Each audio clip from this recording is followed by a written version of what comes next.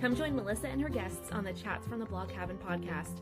From North Carolina, this podcast will have you feeling like you've known these folks for years. Listen in as they chat about life, culture, current events, and more, all with a special Southern flair. Curl up with your favorite beverage and get ready to be entertained. Tune in now for a unique experience that's fun and insightful.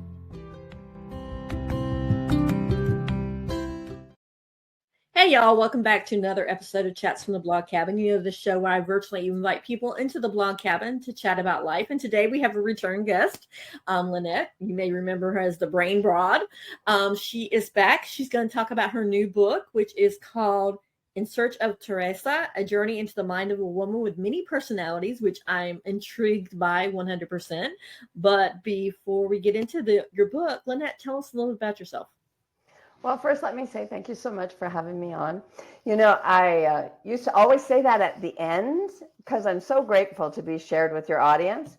And then I was watching the news a lot and I was like, everybody always says it at the beginning because some people might not listen to the end. So thank you for having me on and sharing me again with your audience. I appreciate it. There's so much to tell about me. I guess the Cliff Notes version would be that I was raised in a home of abuse and it made me want to save children. So I ran around adopting children and they were multiply handicapped. And then I had to learn about the brain because I didn't know how to help them and neither did anyone else. And so over the years, I educated and I worked with my kids and I became everything I had to become. I got, every kind of training I needed to get, and then eventually ended up doing that for others all over the world. My children are all doing really, really well, super independent, super capable. I have one son who is very, very damaged and lives with me, but everyone else has moved on and beyond and had families and pays taxes and has careers. And he's very special to me, the one that's still with me, because he's my best friend, really. Mm-hmm. He's the reason I can retire and never be alone. He's the reason I keep learning. And and he's the reason that so many other people have had to learn how to work in the world next to somebody who is so dramatically different because I take them with me to my jobs. So, that's the short form of that part of my life. I became a doctor at the end of it all, simply because I was just learning and decided I might as well get some letters after my name to justify the student loan. So, that's kind of where we're at. I love that, to justify the student loan. Most people want the prestige, but you want to justify the student loan. I love that. Your energy is so great. How do you keep that energy high? Because you talk about all the stuff that you've gone through. Well, there were lots of times when I did not have that energy so high. In fact, recently there's been kind of a trauma in the family and it's been difficult. But then you just have to always look for what you're gaining from something. What's it giving you? Where's the beautiful part in this horrible story that I can grab onto and use to climb back up into my energy? And I've just had to do that an awful lot, so I'm really good at it. So how do you look? Because I know there are a lot of people are saying that's easier said than done, but what do you look for to be the beautiful part of the story? What are things that you gravitate to so people that are going through the hard times can gravitate to as well or look for? Okay, so I want to, full disclosure, I left something out. I do neurofeedback for the brain. So I'm able to shift brainwave function. So I'm able to give myself a special push that maybe the average person isn't able to. However, that doesn't change the fact that I still have to do the work. And an example might be, here's an example. My brother was murdered when he was 24. And that was so devastating and so challenging to get through. And his murderer only got 4 years. And it was so impossible to cope with this concept that my brother's life was so unimportant. And I, at first, couldn't even consider trying to figure out what was good about it. I wouldn't even put those words into it. But what I could do was try to find a way to stay connected to him. So what I did was, he had this special scar on his finger, and it made him very, very memorable, this one little piece of his body. And I had heard that people forget what someone looks like after death, after time goes by. And so what I did was I hyper focused on this finger, and I went, okay, I will never, never let go of you, because I can always grab this finger. And this little thing, this teeny little thing, gave me something to, every time I'd feel so bad, I'd grab onto my finger as if it was his finger, and I'd squeeze it tight, and I'd put the life back in it. And over time, I find more and more things. But you need that. You need something, anything at the very beginning, to just keep going back to whenever the pain and the sadness are going to be so intense. And I gave you such a big story because, two reasons. One, because I don't want to tell a small story and have people go, yeah, but you don't know what it's like if it's this bad, right? But also because I literally just finished that journey. And that's been like he was 24, so I would have been 27. So I'm 67 now. So that's a long journey, right? Constantly coming back to this. What did I gain from this? And in this recent trauma my family was going through, it occurred to me that I was watching these near-death experience tapes, and I was listening to all these people talk about the beauty of after they died. And I was like, oh my goodness, all this time I've been thinking of my brother as if he was robbed of all those years. But actually, he had a very hard life. And he was an adopted Native Indian, which now you would call Aborigine in Canada. And I realized actually he was given the gift of death.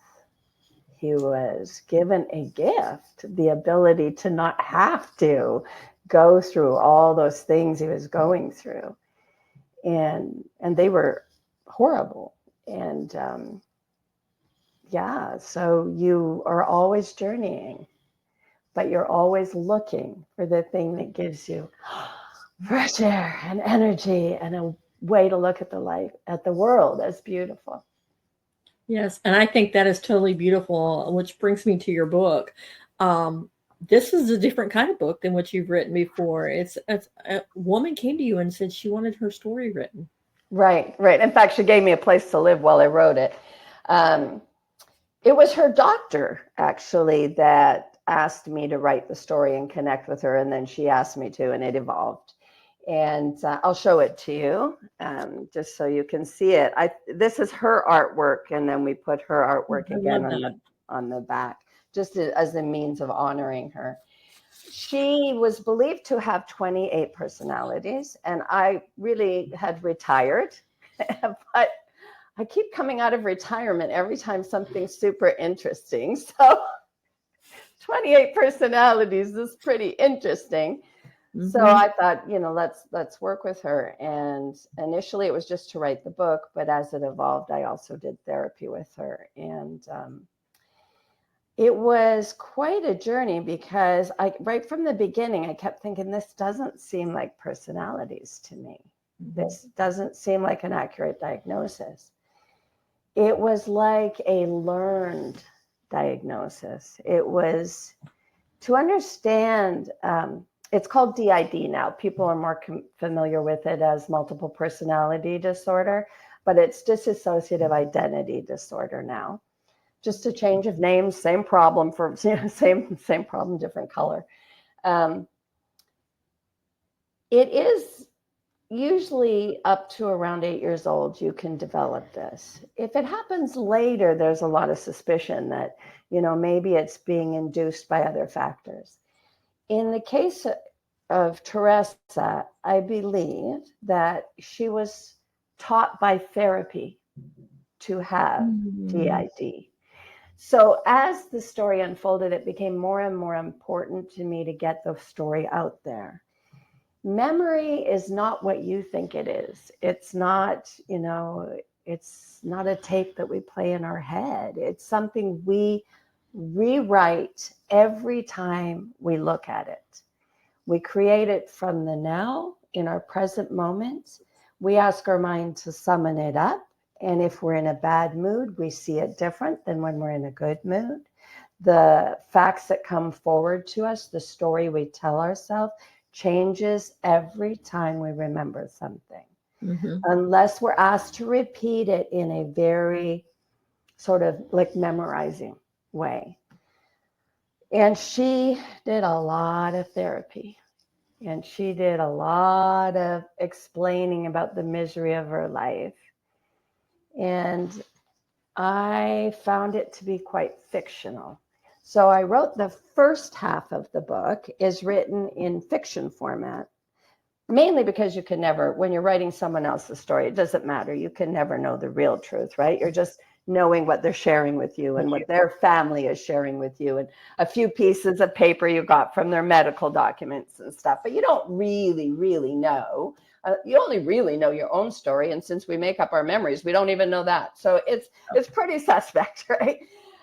So I wrote the first half as fiction so that I could tell her story the way she lived it, what she believed her story to be, regardless of what might or might not be true. And I did something else that might be great for all doctors out there that are working with psychiatric patients. It was just phenomenal. With each chapter, I would say, okay, let's hear your chapter. I would tape it and all that. And then I would say, okay, you're done with that part of your story now. And as we moved through her story, chapter by chapter by chapter, I kept saying, okay, no, if she'd bring up the past, yes. I said, no, we're done with that chapter.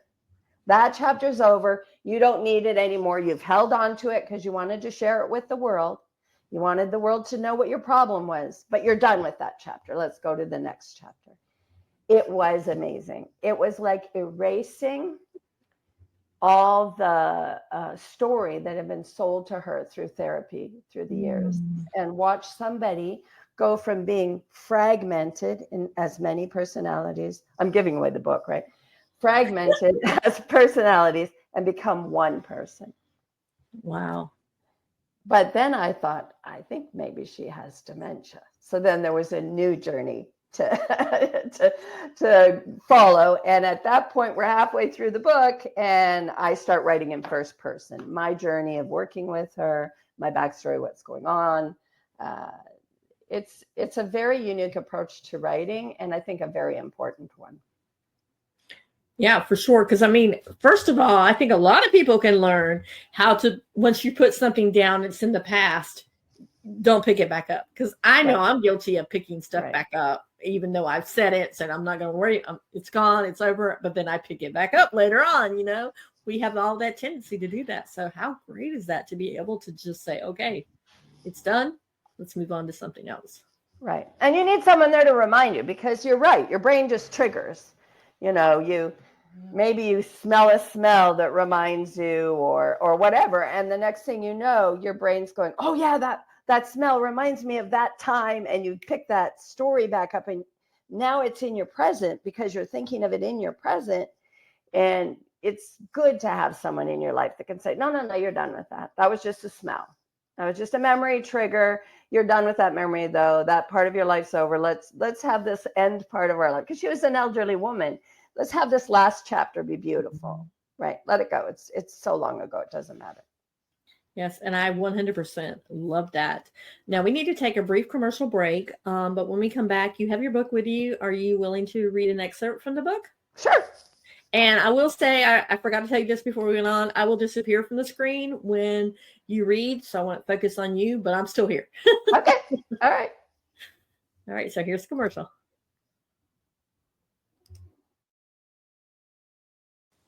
The threats women face today are unparalleled and even more dangerous than ever before. 1 in 3 women globally has been the victim of an assault. Women are terrified and they are looking for answers. In the book, Street Smart Safety for Women, we draw on our experiences, both personal and professional, to provide those answers. It's by women, for women. Street Smart Safety for Women is available wherever books are sold.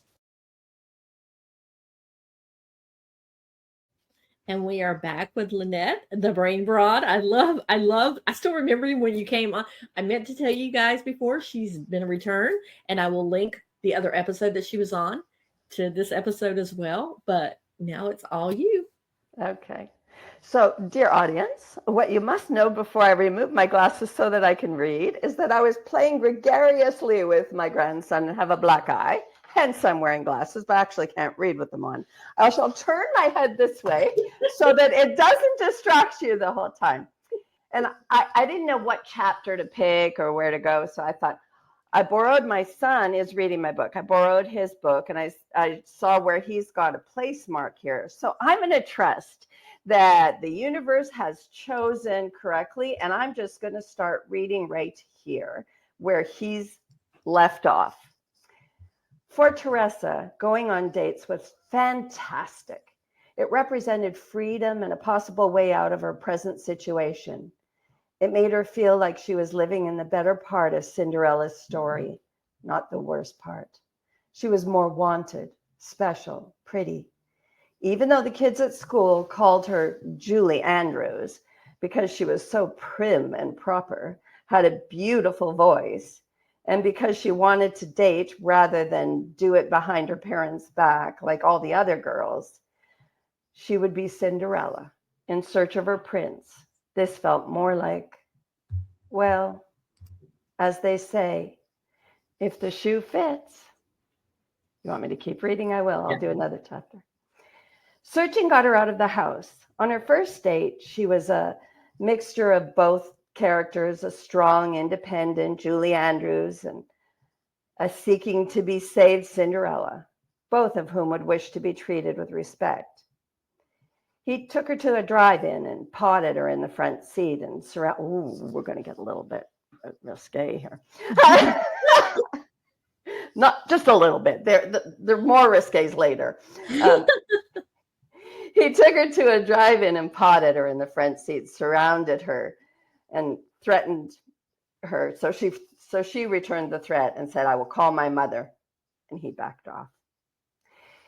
He sat in his allocated part of the car, firmly holding to the wheel, seemingly waiting for the date to end. They finished the movie in silence, and Teresa moved on in her search. For a while, she dated many young men whose names she can't even recall today. She got out of the house over and over again. It was so freeing, so good to be with people who weren't going to, well, no, let's not think about that. Eventually, Teresa settled on one young man, ugly like her dad, smart and fun to talk to. They dated enough that the conversation started to unfold with the story of her family, what was waiting for her at home, and what she had endured during childhood.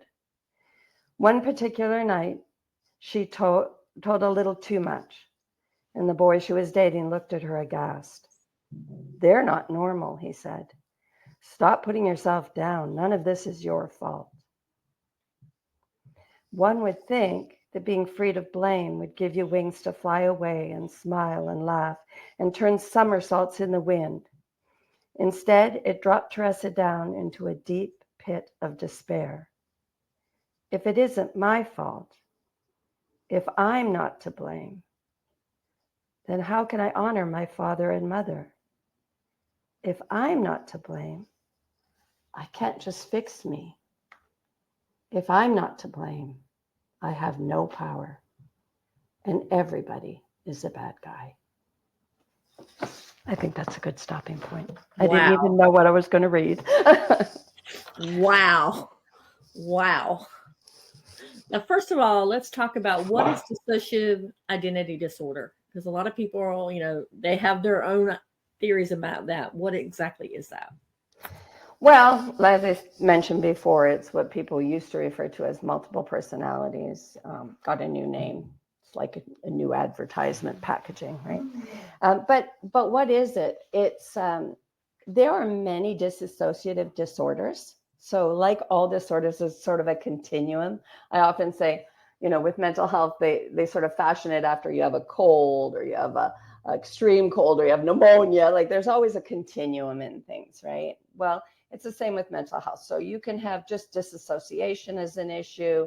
You can have various levels of that where you just feel separate from the world, where we have trouble feeling your body in space. You can be in a crowd of people and feel like you're all alone, that sort of thing. As you disassociate more, if you develop a personality in that disassociation, sort of a defensive posture, then it can become dissociative identity disorder. And this generally would happen where that would be the end result.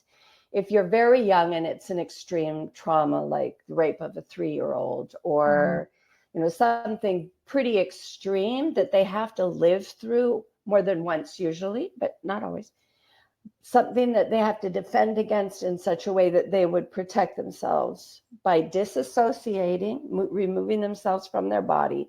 And then in order to live through it repeatedly, perhaps create a person who can handle that. That's one way of explaining it. There are, people who live through all of that and never develop that sort of thing. And then there are people who live through smaller, less significant as far as society's concerned traumas, and yet they do. So that's a very personal thing, how we deal with the problems of our lives and the challenges of our lives is very much dependent upon our personality and the strength of our own will and the ideas that come to us. Yeah. How did Teresa find you, though?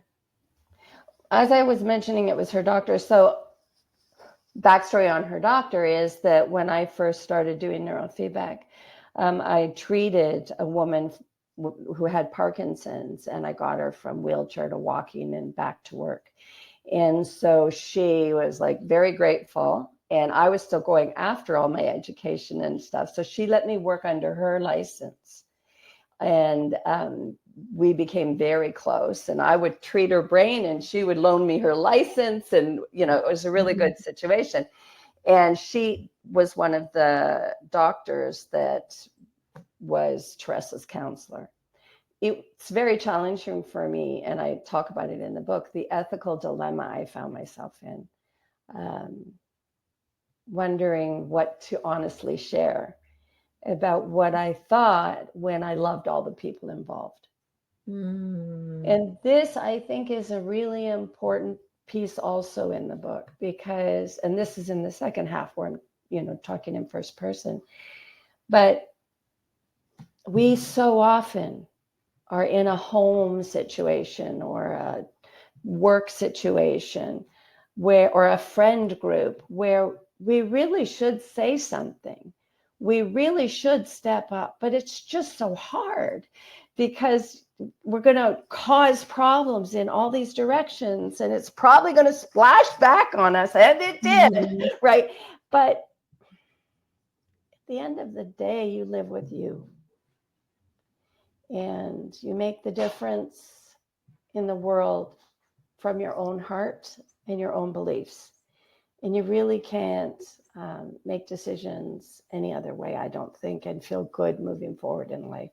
So back to your original question, where does the energy come from and the positive outlook? I think it comes from the fact that every time I'm in a bind like that, at the end of the day, I choose what I see as the ethical path, regardless of the fallout. And so I'm clean pretty much of guilt. Pretty much. Nobody's perfect. I have some regrets, just a few. So that leads me to the next question. What did you learn while you're writing this book? Because you said you had ethical dilemmas, and then you had to learn to kind of figure your way out through that. What else did you learn? Gosh, there was just so many learnings. I felt very similar to her. So there were a lot a lot of learnings that I actually disclose in the book. So we don't have to go there. Let's look at it more in a big umbrella. I think what I learned is to just be really careful. Was that a learning or maybe a reawakening to an already known piece, right? Mm-hmm. But her life was so affected by her religious choices. She couldn't stop and listen outside of what she believed her organized religion was asking of her. And that really caused her a lot of problems and set her up for a lot of issues. At the same time, and this part was a little bit more of a learning for me, at the same time, she was so benefited by it when she was young. It kept her safe. Mm-hmm.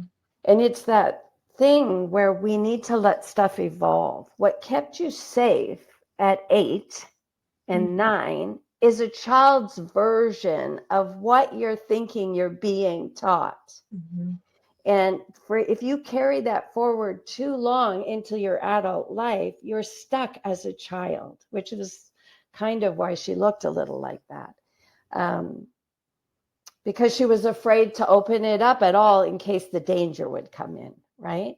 But it was a child's version, not a sophisticated understanding of her religion, but a child's version of it.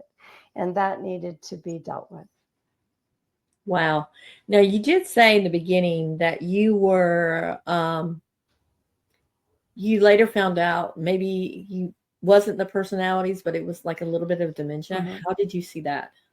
Right at the very beginning, I saw memory issues, and the kind that fit into dementia. But you could see that with personalities too, right? So sometimes certain personalities, like, for example, let's say Teresa were to meet somebody and then another personality is there the next time that person comes, and then they wouldn't remember them. So that would make sense in personality disorder as well. But her style just looked so much more like dementia to me than it did. I never saw other personalities. I only ever saw Tessa with many other emotional states. And if you're a therapist and you want to, say I have a DID patient, because that's pretty sexy to have one of those, Yeah. then you might read that way. But I just never saw anything other than someone who is extremely moody. And you have to be more than just moody for it to be personalities. It can't just be 1 minute I'm sad, then I'm happy. She was on so many drugs. She was on just like 28 different mood stabilizers. It was just ridiculous. She was at risk of all kinds of problems. So I had to get her off all of that, do it safely, meet all the doctors. It was a big job. But what always stayed was this memory problem. And mood issues also go with dementia. And I just kept thinking, this is not, So finally it was hard to get because I was there as an author. So it took time before I became the therapist and then talked to the doctor. But eventually she was diagnosed with Alzheimer's. And that's not even in the book because it ends before then. But she did she had the markers in her blood, and she did get the diagnosis, and she got the better medicine, and she got better functioning with the neurofeedback. And then it was time for me to move to my next chapter. So I can't really update you on how she's been doing in the last 3 months. Oh, so you didn't keep in touch after you wrote the book? I would.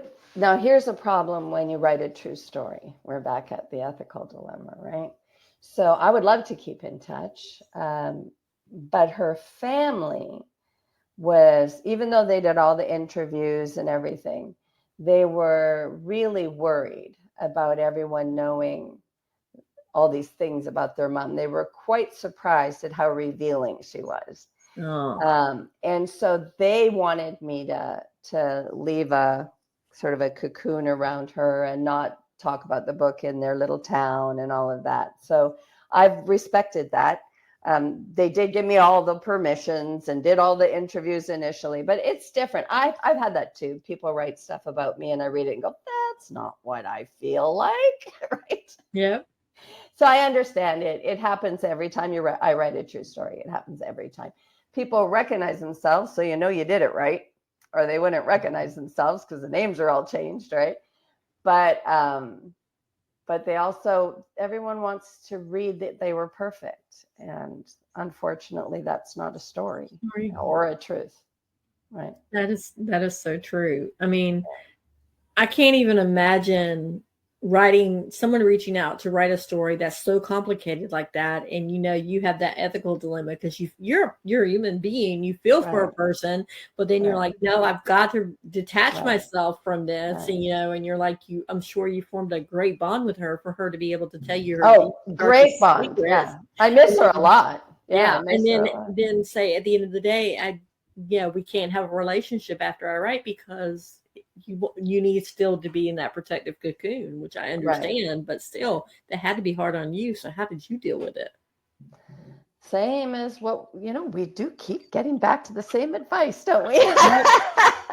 The same way. I looked for what's the positive here. And at that point, I was living in her attic, and it almost looked like because I was so committed to her, and by this point really loved her so much, I might have felt like I had to live there forever because I wanted to protect her from all these doctors who wanted to medicate her because she didn't need it. And so me leaving at their request kind of made it that I could free myself for the next people that I could help and the next thing that I could do. So it was hard. It meant I wasn't going to be there for her in that way, but everyone's learned. I trained everyone. That's just the problem of being a healer. There's a point. It's like being a parent. There's a point where you have to let go, whether you like it or not, and move on and help the next person who needs you more. That's just part of it. So you look for what's good about it, and there's always another person waiting to be helped. So how do you detach from, because you've gotten really close, the lady shared a lot of the stories. How do you kind of like clean yourself from that energy? Because I know it's got to be hard when you're writing someone's story and you're feeling what they're feeling and you're going through what they're going through, as they're telling you about it. How do you, as your self-care was basically what I'm saying. The rewrite. The rewrite is the self-care. So the initial writing, you're right, you go through it. You cry when they cry, you ache when they ache, all of it. You feel crazy when they feel crazy. But when you do the rewrite, you're crafting, correcting sentence structure, looking for, places you repeated too much, that sort of thing. And so now you naturally pull back. That's just a natural part of rewriting. You can't craft otherwise. You can't stay inside it. And I've written I think the 8th or 9th book I've published, but probably the 15th I've written. So, I'm used to rewriting, and rewriting is a very healing thing. Rather like telling Teresa to rewrite her story chapter by chapter, right? It was extremely powerful to approach her life that way. And I think that it would be a great thing for other therapists to use. Why don't other therapists use that? Why do they want to continue on? And it seemed like a lot of times, especially on TV, it's fictionalized that they continue and they harp on the same thing over and over again, like relationship with mom, relationship with dad, this relationship with a husband or something. And they never get down to the problem because people are in therapy for years and years and years, and they still don't get resolution for their problems. Yeah, a lot of that's belief driven, right? If you don't change, well, all of it really is your beliefs. So you might have a tendency for anxiety, for example. It may just be built into your wiring.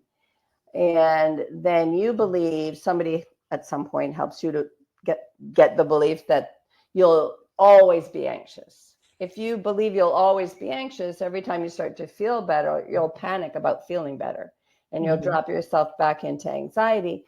And to do that, you'll use whatever you know makes you anxious. You won't do this consciously, you'll do it subconsciously. It's just the way that you'll operate. So what you must do if you want to fully heal is you must dig into your beliefs and your definitions about yourself. That's the work you have to do. And do it with the intention, not just the intention to find it, because then you can use it to justify your misery. You have to do it with the intention to change that belief into something that serves you in a way that helps you to feel positive and happy and move forward in life and break the pattern. You just hit the nail on the head. A lot of people use it to justify their misery. A lot of people don't want to see the positive. They want to play the victim in everything and justify their misery. And I think that's wrong with society today. I think you hit it on the head. Right. Well, it's scary. It's scary to be positive. You know, people tell you, oh, you're just a Pollyanna. Oh, you're not realistic. Oh, there's all kinds of attacks that you can get about being positive, that you can give yourself. Oh, I won't be safe if I'm positive. I won't see the truck coming, right? Yeah. All of that's not true. It's the opposite of the truth, actually. The more you generate mental health, positivity, energy, the more observant you are. You just aren't observing things that aren't really there. Right? You aren't dredging up old stuff. And like I said, you know, I've had my share of traumas. I've done some dredging. So Yeah. I'm not running around perfect here, but I do know that that's the way out. And if you're depressed and you find yourself angry and feeling revengeful, don't hate yourself for that. That's okay. That's at least an energy. It's better than the depression where you can't move out of the bed. Just move through it and go, okay, how can I go from this to now I want to do something physical, right? Yeah. I want to go for a run.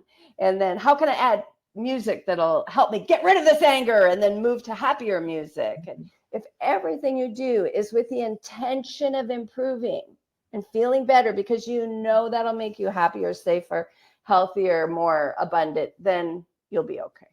You'll just have to go through your journeys, that's all. And you've got to recognize that you have to go through that journey to get to the other side. A lot of people don't want to take that step into that journey. They just want to sit in the waller and say, I can't help myself, so why even bother? Right. And that's a belief, right? So if they believe, I can't help myself, so why even bother? If they can change the I can't help myself belief to I have the power to help myself, they'll operate differently. Yeah, that is so true. So there's a lot of different nuances in this book. So what did you learn that surprised you in this book?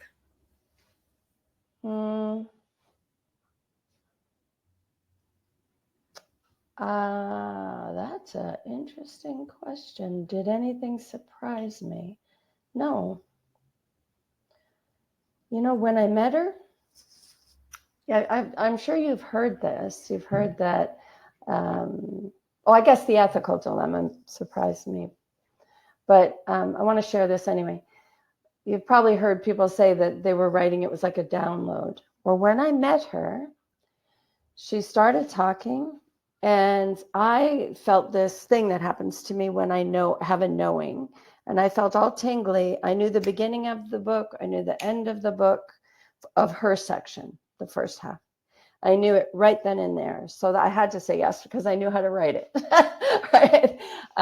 And that was, I never know when that's going to happen. And that was a surprise. I was like, I'd kind of tried not to write this book. It had been coming up in my life for about 4 years. People wanted me to do it. And so when I got that, when I finally met her and I got that, I went, I guess I'm supposed to write this book. Right. So that was a surprise. And then the ethical dilemma, I did not know that I was going to come to somebody that I did not believe was properly diagnosed, and that I was be inside this really challenging circumstance with a doctor I loved and a patient I'd come to love, and and family that was going to be uncomfortable with what I would say about their religious feelings and approaches. And it was really hard to write that stuff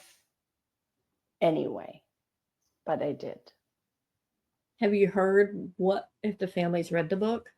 Oh, I never published it without them reading. Okay. I wouldn't do that. No, it's people are different, right? Like they all agreed, they all loved it. And then it was published. That's when people go, oh, wait a minute, someone else will read it. No, I did all the ethical things correctly. I made sure everybody read the book. I made sure they all had the opportunity to speak out and ask for change. But it isn't actually till it's public, and I changed the names and but it isn't until it's actually published that people go, oh no, it's a real thing. And now I have thoughts that I didn't have. And can you change it? I'm like, no. No, you can't change them because it's out in print now. Not only that, but you were fine with it before. You're just panicking about publicity. That's different, right? And so I can downplay it in your area. That's fine. That's fine. I'll respect people's needs. Oh, I love that. I love the fact because a lot of people, once they get the book published, a lot of authors will not respect their subjects and they will just like go and just do like all this press and everything else. Right. And they could care less about the person that they were writing the book about. Right. It's true. But it depends on why you write. I write to help. I don't write to make money. I don't write to have something to stand on the stage, and I do share at the stage, but I don't write for those reasons. I don't write to be known as a writer. I write because I want to help and because writing comes out of me. It's a thing I've always done. So the motivator isn't money and fame. So I'm going to approach it different, right? Now, you said that it was like 4 years before you actually met her. What was keeping you? Because you were like, was it you just didn't want to write this book, or what was it? I don't usually write other people's stuff. I write my story. It was much easier to write the second half of the book when it was from first person, right? So one of the advantages to writing your own story is a lot less research. So it's a lot easier in that sense. But also you can tell your own truth. And it's just, I don't write other people's stories, not something I do.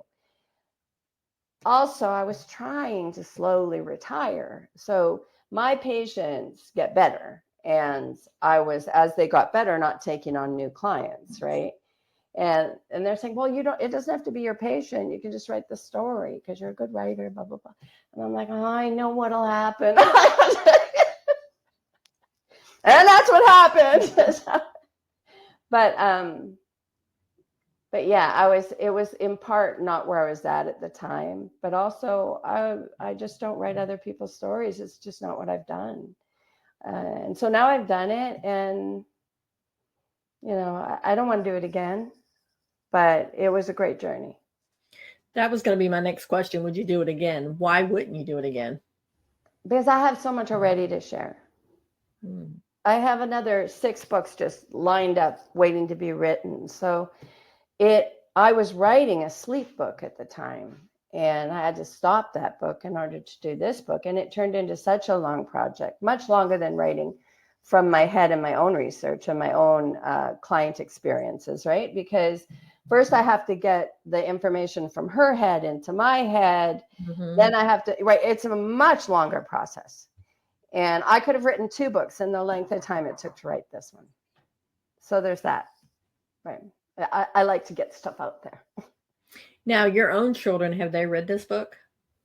Well, not all of my children are great readers, but the ones that have. Yeah. And you mentioned your son is reading the book now. Yeah. He's, well, I have 4 sons, but the one that's close to where I'm in a hotel right now because my RV broke down. We were traveling. So I got a hotel that was close to his place. And I said, hey, she wants me to read an excerpt and I don't have a book with me. It's in the RV. Run over here with your book. So I have to give it back, but he's reading it. That's the spot he's at. I thought that was pretty fun, though. to be able to go, well, let's see where he's at, instead, because I don't know which spot to pick. And it turned out quite powerful. Yeah, it was very powerful. Now, you just mentioned RV. Tell us a little bit about that. Well, I decided to get rid of my house and move into an RV and travel with my still special needs son and do a series called Autism on the Road. And we started, and then and I was writing the sleep book, and we were doing that. And then I said, okay, to Teresa. So then we got waylaid, and now we're just going back to it. So was the son able to stay with you when you were staying with her? Or that was the rules. That was the rules. Oh, okay. Even anybody who wants me to look at their QEEGs or do neurofeedback on, and begs enough, I'll still work a little. I bring him. That to me is retirement. When I retired, I said to people, look, if you still need me and you still want me, my definition of retirement is I no longer have to worry about daycare, and my son is not left behind anymore. Mm. So if I can bring him along, it's part of being on the road. So he's been to Lebanon and France and England and Canada and many states here, and it's been amazing. Giving him a life experience that a lot of people don't get. So right. Kudos to you. I did that with my kids anyway. I travel schooled them. It's probably the best way to work with people with challenges because it's tangible. They learned their geography by going there. They learned their history in museums. We travel schooled. I absolutely love that. So you said you're going to pick up the sleep book next? I keep telling myself to. We'll see if I finish it. I'm not nearly as motivated to write right now. So there's those kind of phases, right? But actually this morning I was thinking, I should just finish that. So probably soon. Probably because this book was a great undertaking, and you're probably like, okay, my brain needs to rest for a little bit. That and when you write a true story, there's always backlash because you're telling case studies, you're talking about people, and it's painful. And so I so admire these really brave people that write interview a president and then write all these things. And I'm like, it's so brave. It requires so much courage to tell the truth while still caring about everyone and trying to tell it in a way that's not cruel or tell-all-ish, but benefits the world. And that once it's published, they're going to be bothered. Yeah. Because we all want to read that we were perfect. We just do. Even when people hired me to come into their home, mothers want me to come in and say, oh, I have nothing to teach you. You're perfect. I'm like, well, then why would you pay me all this money to come in? That is so true, because I think people are so quick to hide who they really are. They're afraid that people aren't going to like them if they actually show their authentic selves. Right. But so the sleep book will have case studies in it, and I'll have backlash, and I'll have to survive it. So I'm just not tough enough right now. I told you, we just had a family trauma. I'm still looking at the bright side. I'll get there. Yeah, but it'll come in time, like you said. Right. So our time is almost up. Is there one last little nugget either you shared and you want to reshare, or something that we didn't hit on that you would like to share? It's your floor. Oh, thank you. Choose your diagnoses with care.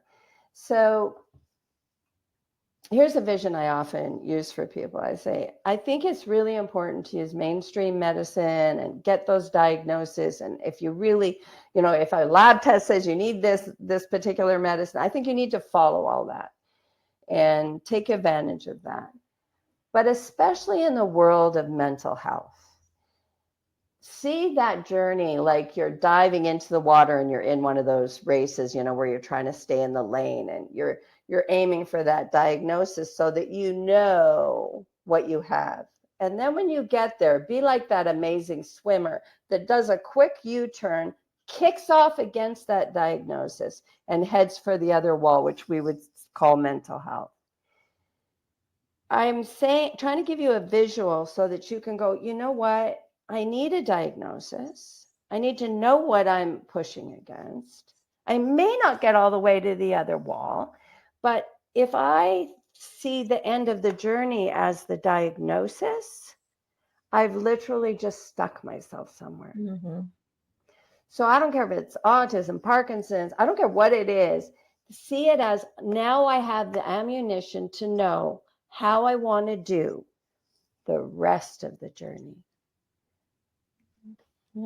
I totally agree 100% with that, because a lot of time people get so bogged down in the diagnosis that they can't see their way through to living their life happy. They're so like, oh, that's a symptom of my diagnosis, and they start blaming things that go wrong in their lives on their diagnosis. Right. And your diagnosis is a belief. It's a belief you get from your doctors. So you get to shape it a little. Yeah. So where can people find you?